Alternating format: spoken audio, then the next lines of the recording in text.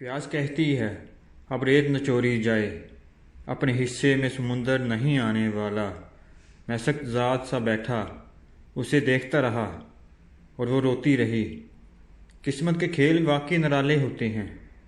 मेरा बेवकूफ़ दिल मुझसे आंख नहीं मिला पा रहा था। सदियों बाद जिस एक नज़र पर उसे अपने होने का गुमान हुआ था, वो नज़र तो सदा की बेनूर थी और मैं न जाने किन खुश फहमियों का शिकार हुआ चला था। मैं आपसे माफ़ी भी नहीं मांग सकता, जाने गुस्से में क्या कुछ कह गया। मेरे अंदर का चोर था जो चुप नहीं रह सका। आईनी ने सर उठाया। आप ऐसा क्यों समझते हैं? मैंने आपको हमेशा आपके लफ्ज़ों के आईने में देखा है और मैं नहीं मानती कि इतनी खूबसूरत सोच रखने वाला शख्स बदसूरत हो सकता है। दोबारा ऐसी बात कभी ना कहिएगा। मैंने दुख से उसकी तरफ देखा। मेरे कहने या ना कहने से हकीकत बदल नहीं जाएगी। सच वही है जो मैं आपको बता चुका हूँ। इस दागदार चेहरे का मुजस्समा बना तो जो बात आज तक सिर्फ मेरे इर्द गिर्द वालों के इल्म में है, कल सारे शहर में फैल जाएगी और लोग मजाक उड़ाएंगे कि यह परिजाद को क्या सूझी। आईनी ने अपना चश्मा दोबारा अपनी आंखों पर जमाया और खड़ी होगी। मैं देख नहीं सकती। अपनी उंगलियों की पोरों से यह चीज़ छू कर उन्हें मिट्टी के मुजस्समों के कलब में डालती हूँ, मगर आपको देखने के लिए मुझे अपनी पोरों की मदद की ज़रूरत भी नहीं। परिजाद, आपके लफ्ज़ खुद आपका तारिफ हैं। मैंने एक गहरी सांस ली। दिल के बहलाने को गालब ये ख्याल अच्छा है, मगर मेरी तुमसे अब भी यही दरख्वास्त है कि यह ख्याल अपने दिल से निकाल दो कुर्तलैन। वो पलटने से पहले एक लम्हे के लिए रुकी। मैं अपनी गैलरी में आपका इंतज़ार करूंगी परिजाद। वो पलट कर चली गई और मेरे कमरे में सिर्फ उसकी खुशबू रह गई। आज मैंने पहली बार उसे आप नहीं तुम कहा और उसने पहली बार मुझे सर या साहब नहीं सिर्फ परिजाद कहकर पुकारा था। यह तर्ज तखातब और लकाबात भी तो हमारे अंदर के बदले रवैयों और रिश्तों का एक इजहार होते हैं। दिल की मीठी बोलियां अपने अलकाब खुद तय करती हैं।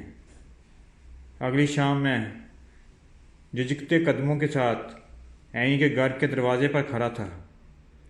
घर के निचले हिस्से में ऐनी और उसके माँ रहते थे, जबकि ऊपर वाला हिस्सा उन्होंने किसी छोटे ख़ानदान को किराए पर दे रखा था। आईनी के वालिद काफ़ी अरसा पहले हल्के हकीकी से जा मिले और अब यही किराया उन माँ बेटी की गुजर बसर का ज़रिया था। घर के पिछले हिस्से में आईनी ने अपने लिए एक छोटी सी आर्ट गैलरी बना रखी थी। मुजस्समा साजी शुरू करने से पहले आईनी ने अपनी नाजुक महकती उंगलियों से मेरे चेहरे को मुख्तलिफ ज़ावियों से टटोल कर देखा। ठंडक और बेपनाह सुकून का एक समुंदर पोरों के लम्स से मेरे सारे वजूद की गहराइयों तक सरीप कर गया। मेरी झुलसती हुई तपती रूह को जैसे खुश्क बर्फ़ का नगरस्तान सा मिल गया। मेरी तमाम उम्र की रियाजतों का हासिल उसके हाथों का मेहरबान लम्स ऐनी ने काम शुरू कर दिया। मैं चुपचाप बैठा देखता रहा। उसने मुझे बताया कि उस मुजस्समे बनाने में 3-4 दिन लगेंगे। मेरा जी चाहा कि मैं उससे कहूँ कि 3-4 सदियाँ क्यों नहीं। मेरी ज़िंदगी में वो पहली महविश थी कि जिस खुश अदा की इतनी कुर्बत और नज़दीकी मुझे शर्मिंदा और परेशान नहीं कर रही थी, क्योंकि इतने करीब मौजूद होते हुए भी दूसरों की तरह उसकी नज़रें मेरे चेहरे के आर पार नहीं हो रही थी। ना ही मुझे देखकर उसके चेहरे पर कोई ख़ास तंज़ या मुस्कुराहट उभरी थी। आमतौर पर जैसे ही कोई मेरी तरफ नज़र बढ़कर देखता, मेरी नज़र अगले ही पल खुद ब खुद झुक जाया करती थी। लेकिन आईनी के کومل چہرے کو کینٹو دیکھتے ہوئے مجھے ذرا سی بھی جھجک محسوس نہیں ہوتی تھی، کیونکہ مجھے اس سے نظر ملانے کا ڈر نہیں تھا۔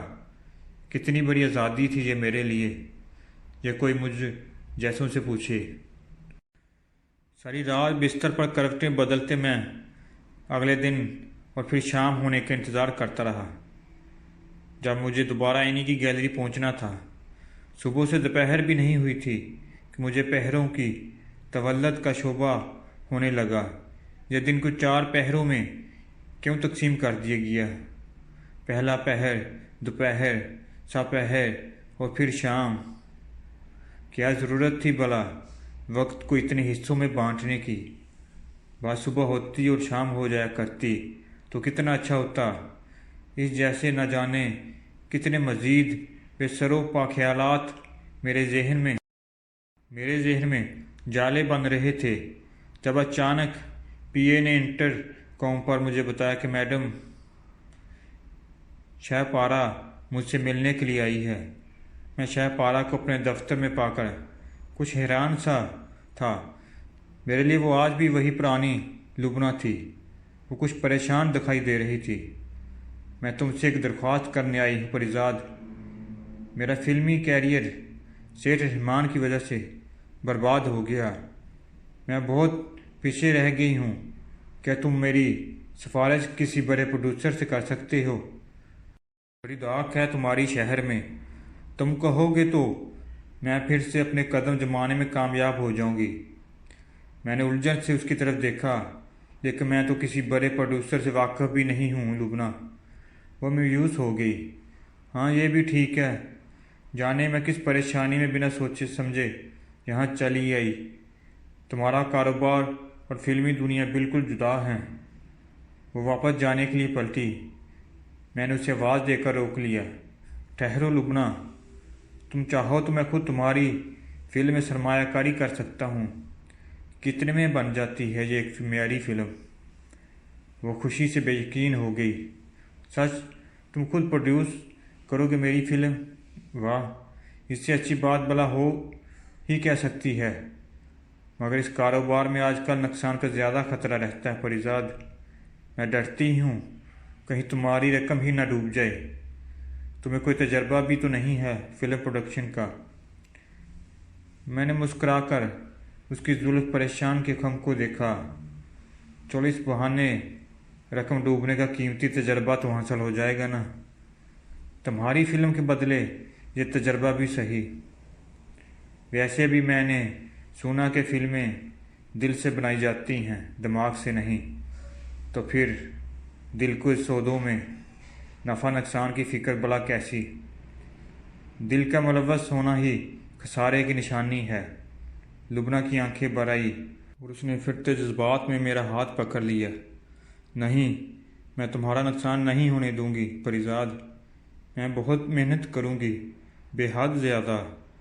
میری زندگی کی سب سے یادگار پرفارمنس ہوگی یہ فلم۔ کہانی میں نے لکھوا لی ہے۔ اگر تمہیں پسند ہو تو میں رائٹر سے اسی کہانی پر کام کرنے کو کہہ دیتی ہوں، مگر تمہیں کچھ وقت نکالنا ہوگا اس فلم کے لیے۔ میں تمہاری موجودگی میں بہت سہارا محسوس کرتی ہوں۔ لبنہ چلی گئی اور میں شام کو کسی معمول کی طرح عینی کی گیلری پہنچ گیا۔ اسے گیلری مٹی گونجتے دیکھ کر نہ جانے مجھے ہر بار ایسا کیوں لگتا تھا جیسے مٹی بھی اپنی قسمت پر رشک کرتی ہوگی کہ کس کے ہاتھوں اس کا بت بننے جا رہا ہے۔ اس شام ہم دونوں نے خوب باتیں کی۔ سب لڑکیاں ایک جیسی باتیں کرتی ہیں، مگر اس کا انداز بیاں کس قدر جدا تھا۔ وہ جب رنگوں، خوشبو ڈالتی شاموں اور راتوں کے طلسم کا ذکر کرتی تو میں دم خود سا بیٹھا اسے دیکھتا رہتا تھا۔ رات کو 8:30 بجے میں نے عینی کے گھر سے نکلا تو ہوا تیز چل رہی تھی۔ آسمان پر بادلوں کے جھنڈ حیرت سے اس نئے پریزاد کی طرف دیکھ کر سرگوشیاں کر رہے تھے۔ راستے میں ہی چند بوندوں نے ٹپک کر میری گاڑی کی ونڈو اسکرین سے گاڑی کے اندر جھونکا اور مجھے دیکھ کر ایک دوسرے کو اشارے کرتی ہنستی ہوئی برستی بارش میں اپنی دوسری سہیلی سے جا ملی۔ کبیر خان حسب معمول چوکنا سا ڈرائیور کے ساتھ اگلی سیٹ پر بیٹھا ارد گرد پر نظر رکھے ہوئے تھا۔ اتنے میں لبنہ کا نمبر میرے سیل فون پر جگمگانے لگا۔ پریزاد، کہاں ہو تم؟ اجنبی شہر کے اجنبی راستے، اور میں وہ ہنس پری۔ اسٹوڈیو آ سکتے ہو؟ ابھی مجھے تمہیں کسی سے ملانا ہے۔ میں نے کبیر خان کو اسٹوڈیو چلنے کا کہا۔ ہم ویران سے فلم اسٹوڈیو کے گیٹ پر پہنچے تو چند عجیب سے حلیے والی عورتیں اور مرد ہمیں اندر گھومتے نظر آئے۔ عجیب سی اداسی اور ویرانی چھائی ہوئی تھی سارے ماحول پر، جیسے کوئی سوگ برپا ہو۔ ہم ڈائریکٹر کے کمرے میں داخل ہوئے تو وہاں پہلے سے کچھ لوگ موجود تھے۔ کبیر کا حلیہ اور کندھے سے لٹکا پسٹل دیکھ کر وہ سب کچھ جز بز سے ہو گئے۔ میں نے کبیر کو باہر انتظار کرنے کا کہا، مگر میں جانتا تھا کہ وہ دروازے کے پاس ہی جمع کھڑا رہے گا۔ نئی جگہ اور نئے ماحول میں وہ سائے کی طرح میرے ساتھ رہتا تھا۔ لبنہ نے ڈائریکٹر اور باقی لوگوں سے میرا تعارف کروایا۔ ایک جانب کونے میں ایک بوڑھا شخص ہارمونیم سامنے رکھے بیٹھا ہوا تھا۔ اس کی آڑ میں سمیٹی سماٹی ایک شرمیلی سی لڑکی چوئی موئی سی بنی بیٹھی تھی، جو اس دفتر کے ماحول سے بالکل میل نہیں کھا رہی تھی۔ باقی لوگوں کی چبھتی ہوئی نظریں لڑکی کے جسم کے آر پار ہو رہی تھی، مگر میرے آتے ہی ڈائریکٹر نے فالتو عملے کو باہر بھیج دیا تو لڑکی کے جسم کا تناؤ کچھ کم ہو گیا، مگر ابھی تک وہ وہی دیکھی ہوئی تھی۔ لبنہ نے مجھے بتایا کہ وہ عمر سیدھا شخص استاد بنے خاں ہے، مشہور موسیقار، اور اس کے پہلو میں سمیٹی ہوئی لڑکی سنبل ہے، استاد بنے خاں کی بیٹی، اور آج وہ دونوں لبنہ کی آنے والی فلم کی دھن پر کام کرنے کے لیے یہاں اکٹھے ہوئے ہیں۔ ڈائریکٹر ایک پکی عمر کا تیز ترار سا بندہ تھا، جسے فلم بنانے کی بے حد خوشی تھی، لیکن کہیں اندر سے کوئی بے یقینی بھی اسے کھائی جا رہی تھی۔ بس پریزاد صاحب کو کیا بتاؤں آپ کو، کبھی یہی فلم اسٹوڈیو تھا کہ 24 گھنٹے کام کی شفٹ چلتی رہتی تھی۔ کہیں ندیم صاحب تو کہیں محمد علی صاحب، کہیں شاہد تو کہیں وحید مراد، کوئی نہ کوئی شوٹنگ جاری رہتی تھی۔ یہ جو فوراً آپ نے نیچے دیکھا ہے نا، یہاں تو ایک وقت 3 گانے شوٹ ہوا کرتے تھے۔ بس پھر نہ جانے کیا ہوا، سب برباد ہوتا چلا گیا۔ اب تو سال بھر میں ایک آدھ فلم بنتی ہی ہے، اور اس کا بھی کچھ پتہ نہیں چلتا۔ سینکڑوں کاریگر اور ان کے خاندان بے روزگار ہو گئے۔ وہ مزید بھی نہ رکے، یوں ہی بولتا رہتا اگر لبنہ اسے اشارہ کر کے روک نہ دیتی۔ لبنہ ہی کے کہنے پر ڈائریکٹر نے مجھے فلم کی کہانی سنائی۔ بنیادی پلاٹ محبت کی کہانی پر مرکوز تھا۔ میں نے کہیں پڑھا تھا کہ دنیا میں صرف 3 یا 4 کہانیاں ہی پائی جاتی ہیں، باقی ساری کہانیاں انہی کہانیوں میں سے جنم لیتی ہیں، اور مجھے یہ پڑھ کر ذرا بھی حیرت نہیں ہوئی تھی۔ 3-4 کی جگہ اگر صرف ایک محبت کی کہانی ہوتی تو بھی اس کائنات کے لیے کافی تھی۔ درمیان میں ڈائریکٹر ہمیں گانے کی سچویشن مقام بھی بتاتا رہا، اور کہانی کے اختتام پر استاد بنے خاں اپنا ہارمونیم اٹھائے کمرے کے وسط میں بیٹھ گئے۔ سنبل بھی استاد کے ساتھ سمٹ کر بیٹھ گئی، اور استاد نے راگ چھیڑ دیا۔ لڑکی کی آواز واقعی سریلی تھی، اور گلے میں بلا کا لوچ تھا۔ وہ گانے کے 2 بول دہراتی اور پھر گھبرا کر میری طرف اپنی ہرنی جیسی آنکھیں اٹھا کر دیکھتی کہ میں دلچسپی لے رہا ہوں یا نہیں۔ فن کو ہمیشہ ستائش کی تمنا ہوتی ہے، اور شاید فنکار کو اپنے قدردانوں کی نظریں پڑھنے کا فن آتا ہے۔ جب بارش کی پہلی بوند گرے، تم چلے آنا، میرا سندیشہ ملے نہ ملے، تم چلے آنا۔ باہر برستی بارش کے جترنگ کے ساتھ مل کر استاد بنے خاں کے سر اور سنبل کی رسیلی آواز ایک عجیب سا ماحول پیدا کر رہے تھے۔ استاد نے مجھے بتایا کہ اس کی بیٹی نے BA کر لیا ہے، مگر اب وہ اسے اپنے آبائی فن میں متعارف کروانا چاہتا ہے۔ یہ ان کی خوش قسمتی ہے کہ شاہ پارہ بیگم نے انہیں اپنی نئی فلم میں موقع دینے کا وعدہ کیا ہے۔ مگر یہ سب میری منظوری پر منحصر ہے۔ استاد کنسرفیسی کا پیکر تھا اور اس کی اور بیٹی خستہ حالی ان دونوں کی حالت بھی پوری طرح بیان کر رہی تھی۔ مجھے وہ ایک واضح دار شخص لگا جس کی یقیناً کسی بہت بڑی مجبوری نے یوں بیٹی کو فلم انڈسٹری کے ماحول میں بطور گلوکار متعارف کروانے پر کسایا ہوگا۔ جب استاد نے لجاجت سے مجھ سے پوچھا کیا مجھے ان باپ بیٹی کا فن پسند آیا کہ نہیں تو میرے لب کپکا سے گئے۔ یہ آپ کیسی بات کہہ رہے ہیں؟ مجھے تو ٹھیک طرح سے سننا بھی نہیں آتا، میں بھلا آپ کو فن کی جانچ کیسے کر سکتا ہوں؟ آپ کی ریاضت اور محنت نے آپ کو اس مقام پر پہنچایا ہے، کوئی ہنرمند ہی آپ کو صحیح داد دے سکتا ہے۔ استاد بنے خان کی آنکھیں نم ہونے لگی۔ لبنہ نے موضوع بدل دیا۔ آپ بھی کن باتوں میں پڑ گئے ماسٹر جی؟ پریزاد صاحب کی یہ پہلی فلم ہے، استاد بنے نے۔ میں نے لبنہ سے دبے لفظوں میں دوبارہ کہا کہ وہ ان تمام فیصلوں کی خود مختار ہے، مجھے ان بکھیروں سے دور ہی رکھے گی، مگر وہ نہیں مانی اور اگلی رات کے لیے پھر فلم کی دوسری بیٹھک رکھ دی۔ ہم لوگ چائے پی کر رخصت ہوئے تو گیٹ کے قریب میں نے استاد بنے اور سنبل کو سڑک کنارے انتظار کرتے دیکھا۔ میں نے شیشے نیچا کر کے پوچھا تو پتہ چلا کہ رکشہ یا ٹیکسی کے انتظار میں کھڑے ہیں۔ ان کے لاکھ انکار کے باوجود میں نے انہیں گاڑی میں بٹھا لیا۔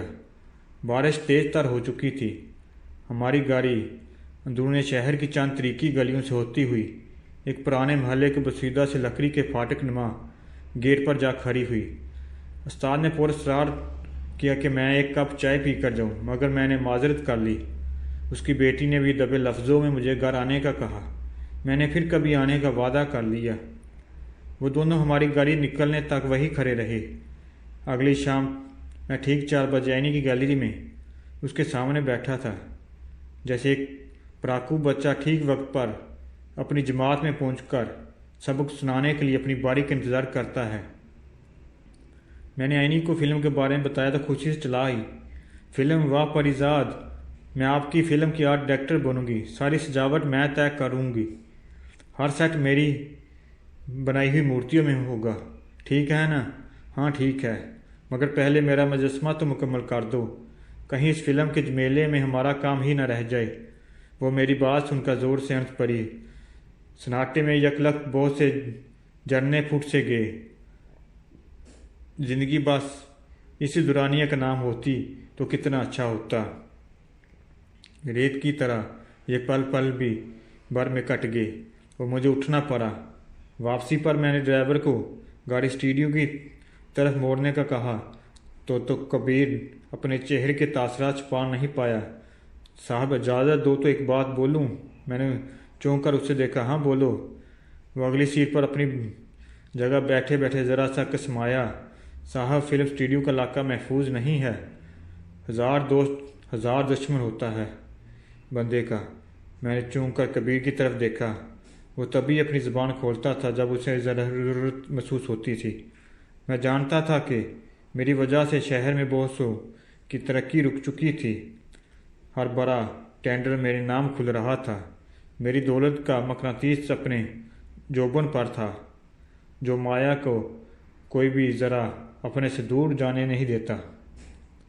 اور یقیناً یہ بات بہت سو کو کھلتی بھی ہوگی۔ گاڑی اسٹوڈیو کے احاطے میں داخل ہوئی تو حسب معمول چند آوارہ کتوں نے ہمارا استقبال کیا۔ ڈائریکٹر کے کمرے میں نشست جمی ہوئی تھی۔ استاد بنے اور سنبل نے تیار کردہ دھنوں پر گیت گنگنائے، مگر شاعری کچھ عامیانہ سی لگی مجھے۔ لبنہ نے میری بے چینی بانپ لی۔ پریزاد، تم خود کیوں گیت نہیں لکھتے اپنی فلم کے لیے؟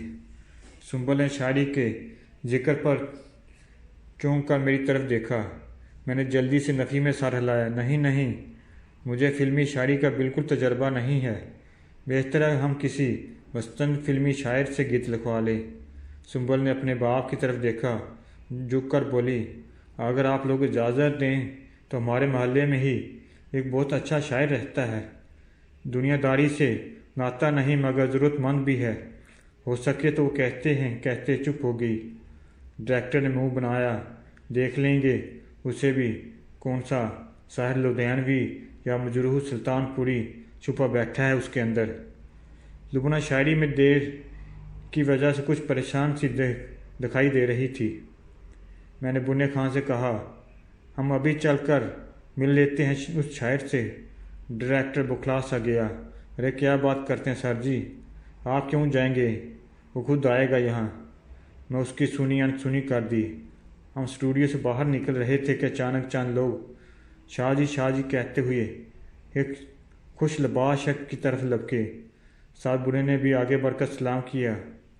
وہ شخص بہت گرم جوشی اور عزت سے بنے خان سے ملا۔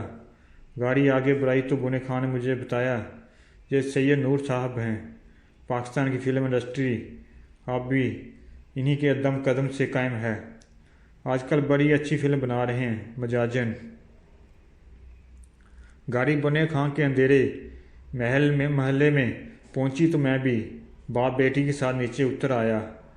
چند گلیاں گزرنے کے بعد وہ دونوں ایک چھوٹے سے کچے مکان کے آگے رک گئے۔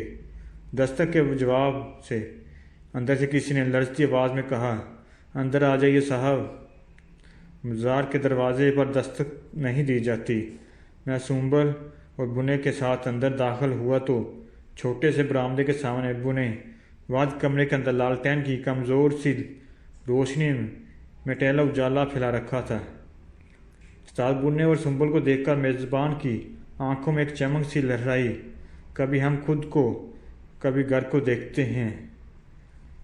بان کی جلنگ سی چارپائی پر لیٹا وہ کمزور سا نوجوان اٹھ بیٹھا۔ معاف کیجیے گا، کمرے میں ایک ہی کرسی الحاظہ وہ نہ جانے کیا کہہ رہا تھا، مگر میری نظریں اس کے چہرے سے چپک کر رہ گئی تھی۔ وہ بھی میری چبھتی نظریں محسوس کر کے میری جان میں توجہ ہو گیا، اور پھر اس کی حالت بھی مجھ جیسی ہی ہوگی۔ اور بے تابی سے کھڑا ہو گیا اور لب کر مجھے شانے سے پکڑ کر سرسراتی آواز میں بولا، پریزاد یہ تم ہی ہو نا؟ میری آنکھیں نم ہونے لگی۔ کیوں یہ چہرہ دیکھ کر بھی نہیں پہچاننا کیا؟ صرف لباس اور حلیہ بدلا ہے میرا، مقدر وہی لیے پھر رہا ہوں، در بدر ناساز۔ وہ روتے ہوئے مجھ سے لپٹ گیا۔ کہاں چلا گیا تھا یار؟ اپنے دوست کو بھی بلا دیا۔ بنے خان اور سنبل حیرت زدہ اور پریشان سے ہم دونوں کو گلے مل کر روتے ہوئے دیکھ رہے تھے۔ ہاں وہ ناساز ہی تھا، میرے کالج کے دور کا وہ واحد دوست جس نے میرے اندر چھپی شاعری کی چنگاری کو ہوا دے کر شعلے میں تبدیل کر دیا تھا۔ سنبل نے جھجکتے ہوئے ناساز سے کہا، آپ انہیں جانتے ہیں؟ یہی فلم کے پروڈیوسر ہیں پریزاد، اور میں نے انہی کی فلم کے لیے نغمہ نگاری کے لیے کہا تھا آپ کو۔ ناساز حیرت سے مجھے ٹٹول کر دیکھتا رہا۔ یہ انقلاب ہے پیارے، سب فتح کر لیا کیا؟ میرا شہ سوار، تو واقعی فاتح نکلا۔ میں نے مسکرا کر اس کی طرف دیکھا۔ نہیں، اب بھی ہار رہا ہوں، بس سونا چاندی جمع ہوتا جا رہا ہے۔ زیادہ راہ کے طور پر دل اتنا ہی ویران اور نکارا ہے، اب تک وہ زور سے ہنسا۔ یہ نہ تھی ہماری قسمت کہ وصال یار ہوتا۔ صاحب بنے خان اور سنبل ہمیں باتوں میں مصروف دے کر گھر سے چائے وغیرہ کا انتظام کرنے چل گئے۔ ناساز کے گھر کی حالت دیکھتے ہوئے یہ اندازہ لگانا مشکل نہیں تھا کہ اس کے پاس شاید چائے کے پورے برتن بھی نہ ہوں۔ وہ پہلے سے بہت زیادہ کمزور اور لاغر لگ رہا تھا۔ وہ غور سے میرے داستان سنتا رہا۔ اس کے آس پاس دواؤں کا ایک انبار سا لگا ہوا تھا۔ یہ تم نے کیا حالت بنا رکھی ہے ناساز؟ کالج کا سب سے خوش پوش اور زندہ دل لڑکوں بستر سے لگ پڑا ہے۔ سب خیر تو ہے نا؟ وہ پھیکی سی مسکراہٹ کے ساتھ بولا، یاد ہے کالج کے دور میں ہم نے چھپ کر ہاسٹل میں VCR پر فلم دیکھی تھی نمک حرام۔ اس میں وہ شاعر والا گیت ہم دونوں کتنا گنگنایا کرتے تھے، میں شاعر بدنام، میں چلا محفل سے ناکام، میں چلا تو بس یار، یہ شاعر جو ہوتے ہیں نا، یہ محفل سے ناکام ہی چلے جاتے ہیں۔ میں نے اسے غور سے دیکھا، اور یہ پھولوں جیسی لڑکی سنبل جس شاعر ناکام کی کیا لگتی ہے؟ اس نے ایک لمبی سی زردہ بری پگڑی ہے، مزاروں کے در کھٹکاتی رہتی ہے۔ اب دیکھو تمہیں پکڑ لائی ہے، اور جو تم ہی تھے کہ آگے کوئی روایتی فلم پروڈیوسر ہوتا تو کبھی نہ آتا۔ اتنے میں باہر سین کے دروازے پر دستک ہوئی۔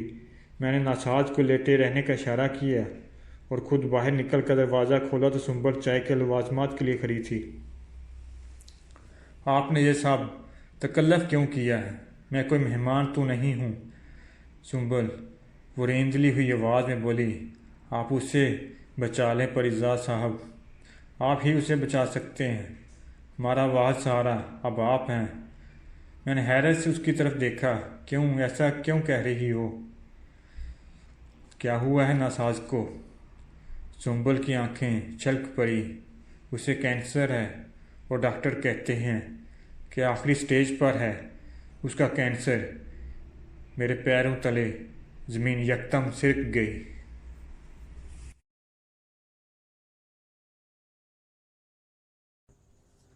جانے کیا واقعہ ہے ہونے کو، جی بہت چاہتا ہے رونے کو، مجھ پہ اور تم پہ جس کا تھا احسان، کل وہ قاصد بھی مر گیا جانا۔ مجھے اپنے مرنے کا غم نہیں لیکن ہائے میں تجھ سے بچھڑ جاؤں گا۔ کون آیا ہے؟ کوئی نہیں آیا پاگل، تیز ہوا کے جھونکے سے دروازہ کھلا ہے۔ ایک شخص کر رہا ہے ابھی تک وفا کا ذکر، کاش اس زبان دراز کا منہ نوچ لے کوئی۔ ہر حال میں ہنسنے کا ہنر پاس تھا جن کے، وہ رونے لگے ہیں تو کوئی بات تو ہوگی۔ ایک تیری برابری کے لیے خود کو کتنا گرا چکا ہوں میں، جو باتیں پی گیا تھا میں وہ باتیں کھا گئی مجھے۔ محبت بری ہے محبت، کہے جا رہا ہوں کیے جا رہا ہوں۔ میں نے سب خواہشوں کو ٹال دیا، اپنے دل سے تمہیں نکال دیا۔ ہاں مکمل ٹوٹ گئے ہیں ہم، سکون کی سانس لو اب تم۔ میں صرف اس کا ذمہ دار ہوں جو میں نے کہا، اس کا نہیں جو آپ نے سمجھا۔ جان تن سے نکل گئی لیکن تو نہیں میرے دھیان سے نکلا۔ سنا ہے جان لیتے ہو، سنو یہ جان دینی ہے۔ سنا ہے مار دیتے ہو، سنو ہم مرنے آئے ہیں۔ سنا ہے روک دیتے ہو، سنا ہے ٹوک دیتے ہو۔ بتاؤ کیا نہیں کرنا، وہی ہم کرنے آئے ہیں۔ ہم چھجر تھے چھجر ہی رہے، وہ موسم تھا بدلتا ہی گیا۔ مجھ میں آ کے گرا تھا ایک زخمی، جانے کب تک پڑا رہا مجھ میں۔ ایک گلی تھی جب اس سے ہم نکلے، ایسے نکلے کہ جیسے دم نکلے۔ اب مجھے آزاد کر دو چھوڑ دو، اب مجھے آزاد کر دو چھوڑ دو، جانو دل کے سارے رشتے توڑ دو۔ جب کوئی منزل نہیں میری تو پھر رخ کسی جانب بھی میرا موڑ دو۔ اتنا تو جانتا ہوں کہ اب تیری آرزو بیکار کر رہا ہوں اگر کر رہا ہوں میں اب ہر شخص سے اکتا چکا ہوں، میں اب ہر شخص سے اکتا چکا ہوں۔ فقط کچھ دوست ہیں اور دوست بھی کیا، صرف اپنا خیال رکھنا تھا، یہ بھی نہ ہو سکا ہم سے۔ ہے نہ مجھے غلط فہمییں، تجھے جب بھی لکھا اپنا لکھا۔ ان رفیقوں سے شرم آتی ہے جو میرا ساتھ دے کے ہارے ہیں۔ دشمنوں تم کو خوف کس کا ہے، مار ڈالو کہ میں اکیلا ہوں۔ چاند تارے بلا وجہ خوش ہیں، میں تو کسی اور سے مخاطب ہوں۔ میرے غصے کا اثر کیا ہوگا، میرے غصے کا اثر کیا ہوگا، مجھے غصے میں ہنسی آتی ہے۔ اب مجھے کوئی دلائے نہ محبت کا یقین، جو مجھے بھول نہ سکتے تھے وہی بھول گئے۔ وہ جو مرنے پہ تلا ہے اس نے جی کر بھی تو دیکھا ہوگا۔ تم کوئی بات کیوں نہیں کرتے، پھر کوئی بات ہوگی ہے کیا؟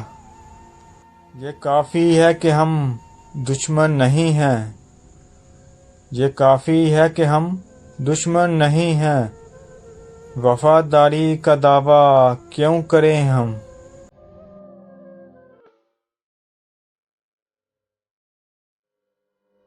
میری شہرت میرا ڈنکا، میرے اعزاز کا سن کر کبھی یہ نہ سمجھ لینا میں چوٹی کا لکھاری ہوں۔ میری شہرت میرا ڈنکا، میرے اعزاز کا سن کر کبھی یہ نہ سمجھ لینا میں چوٹی کا لکھاری ہوں۔ میں بزنس مین ہوں جاننا، میں چھوٹا سا بیپاری ہوں۔ میری عادت پہ برسوں سے جو مہنگے داموں بکتا تھا تیرے غم کا سودا تھا۔ تیری آنکھیں، تیرے آنسو، تیری چاہت، تیرے جذبے یہاں شیلفوں پہ رکھے ہیں، وہی تو میں نے بیچے ہیں۔ تمہاری بات چھٹ جائے تو باتیں بیچ دیتا ہوں، ضرورت کچھ زیادہ ہو تو یادیں بیچ دیتا ہوں۔ تمہارے نام کے صدقے بہت پیسہ کمایا ہے، تمہارے نام کے صدقے بہت پیسہ کمایا ہے۔ نئی گاڑی خریدی ہے، نیا بنگلہ بنایا ہے، مگر کیوں مجھ کو لگتا ہے میرے اندر کا بیپاری تم ہی کو بیچ آیا ہے۔ میں بزنس مین ہوں جاننا، میں بزنس مین ہوں جاننا۔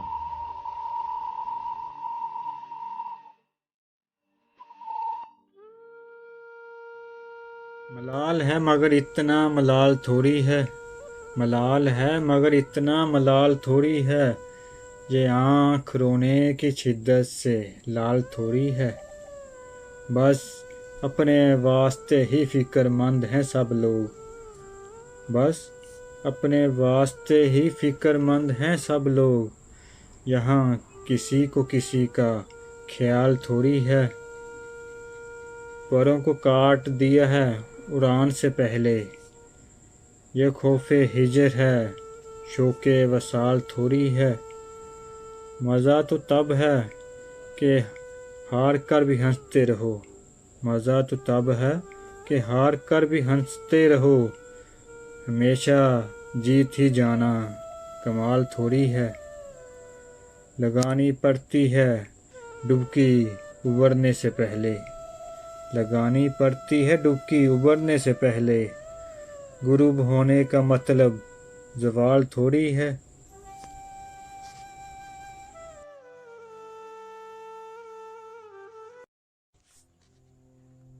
کہاں آ کے رکنے تھے راستے، کہاں موڑ تھا اسے بھول جا، کہاں آ کے رکنے تھے راستے، کہاں موڑ تھا اسے بھول جا، وہ جو مل گیا اسے یاد رکھ، جو نہیں ملا اسے بھول جا۔ وہ تیرے نصیب کی بارشیں کسی اور چھت پر برس گئیں، وہ تیرے نصیب کی بارشیں کسی اور چھت پہ برس گئیں، دل بے خبر میری بات سن، اسے بھول جا، اسے بھول جا۔ میں تو گم تھا تیرے دھیان میں، تیری آس میں، تیرے گمان میں، میں تو گم تھا تیرے دھیان میں، تیری آس میں، تیرے گمان میں، صبا کہہ گئی میرے کان میں، میرے ساتھ آ اسے بھول جا۔ کیوں اٹکا ہوا ہے غبار میں غم زندگی کے فشار میں، وہ جو درجہ تھا تیرے وقت میں سو وہ ہو گیا، اسے بھول جا۔ یہ جو رات دن کا کھیل تھا اسے دیکھ، اس پہ یقین نہ کر، نہیں عکس کوئی بھی مستقل سر آئینہ، اسے بھول جا۔ جو بساتے جاں ہی الٹ گیا، وہ جو راستے میں پلٹ گیا، جو بساتے جاں ہی الٹ گیا، وہ جو راستے میں پلٹ گیا، اسے روکنے سے حصول کیا، اسے مت بلا، اسے بھول جا۔